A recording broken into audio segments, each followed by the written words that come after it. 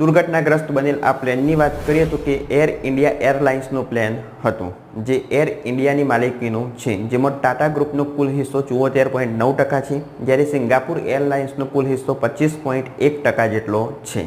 આ એર ઇન્ડિયાની શરૂઆત જેઆરડી ટાટા દ્વારા કરવામાં આવેલી હતી. આજે દુર્ઘટનામાં ભોગ બનેલું વિમાન હતું તે 11 વર્ષ જૂનું વિમાન હતું. અત્યારે ટાટા ગ્રુપના ચેરમેન નટરાજન ચંદ્રશેખરન છે. તાજેતરમાં એમને જાહેરાત કરી કે પ્લેન દુર્ઘટનામાં જે લોકો મૃત્યુ પામેલા છે એમને 1 કરોડની સહાય કરવામાં આવશે. ભારતના અને વિશ્વના ઘણા બધા રાજનેતાઓ દ્વારા એક્સ પ્લેટફોર્મ પર આ ઘટના વિશે દુઃખ વ્યક્ત કરવામાં આવ્યું. આ હાદસા પછી તરત જ ગુજરાતના મુખ્યમંત્રી ભૂપેન્દ્રભાઈ પટેલ, ગુજરાતના ગૃહમંત્રી હર્ષ સંઘવી અને ભારતના ગૃહમંત્રી અમિત શાહે તરત જ ઘટના સ્થળની મુલાકાત લીધી અને તરત જ બચાવ કામગીરી શરૂ કરવા માટે આદેશ કર્યા. 13 જૂન 2025ના દિવસે વડાપ્રધાન નરેન્દ્ર મોદી આ ઘટના સ્થળની મુલાકાત લેશે અને એમાં જે લોકો ઇજાગ્રસ્ત થયેલા છે એમને હોસ્પિટલમાં મળે એવી શક્યતા છે.